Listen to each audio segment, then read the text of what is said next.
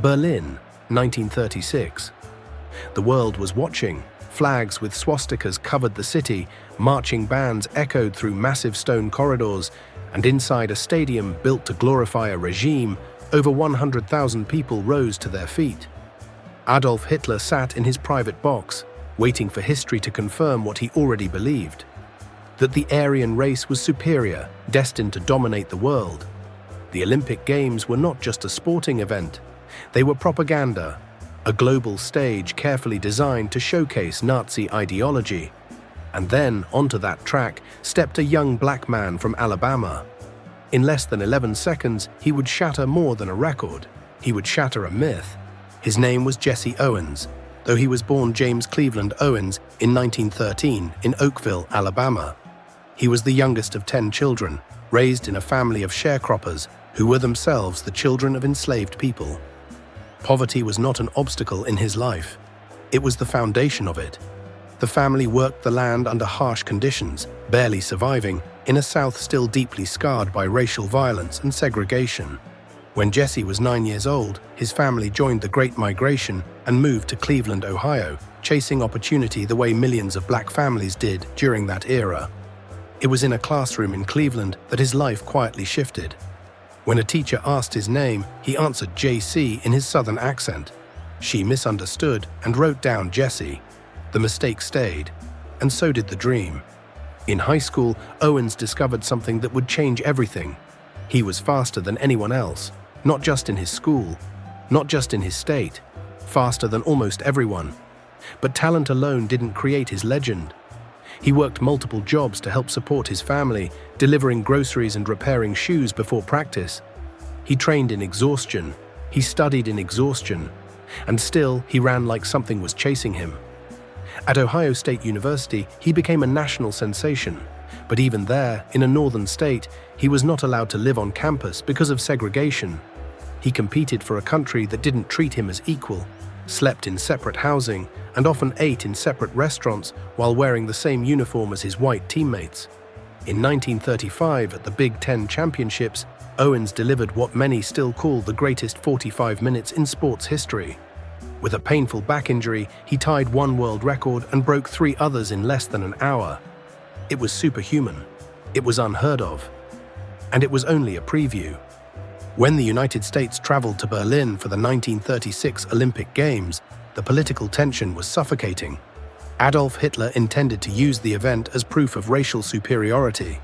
The stadiums were enormous, the choreography precise, the symbolism overwhelming. The world had never seen propaganda on this scale. The American team arrived not just as athletes, but as representatives of democracy in an increasingly unstable world. And among them was Jesse Owens, a black man representing a nation that still enforced racial segregation at home, about to compete in a country preaching racial purity. In the long jump qualification round, Owens nearly faltered. He fouled his first attempts, frustration rising as the pressure mounted. Then something unexpected happened. A German competitor, Luz Long, approached him. The very image of what Nazi ideology claimed was the perfect athlete. Instead of intimidation, Long offered advice, suggesting Owens adjust his takeoff mark to avoid fouling. Owens listened. He qualified. Later, he won gold. And when he did, it was Luz Long who ran across the sand to congratulate him first. In that moment, in front of the world, human respect defeated political ideology.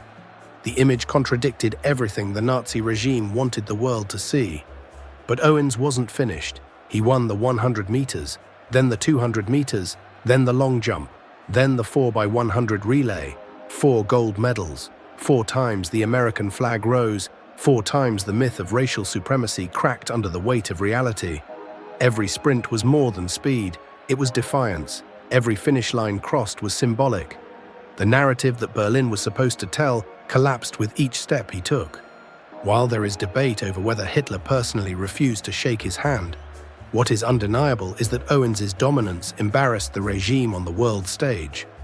The Olympics, meant to glorify Nazi ideology, instead showcased a black American athlete as the most successful competitor of the Games. Yet the story becomes more complicated when he returned home. There was no presidential invitation waiting. President Franklin D. Roosevelt did not publicly honor him at the White House. At a reception in New York, Owens was forced to use a service elevator because segregation laws still applied. He had humiliated a dictator abroad, but he still faced discrimination in his own country. The contradiction was painful.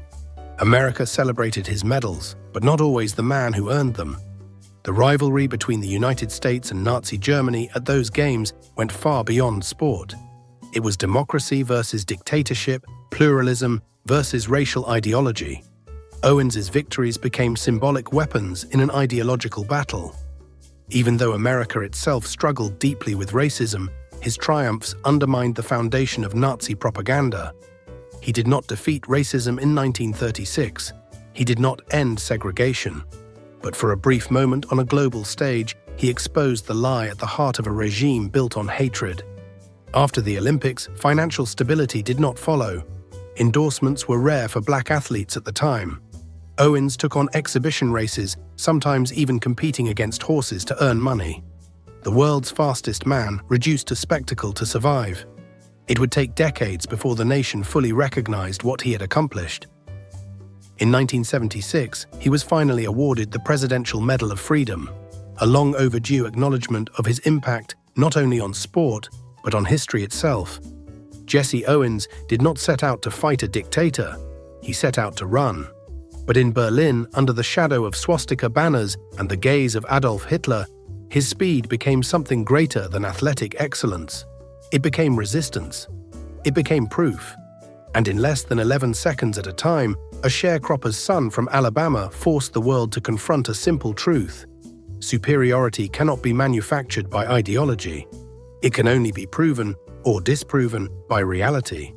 And on that track in 1936, reality won.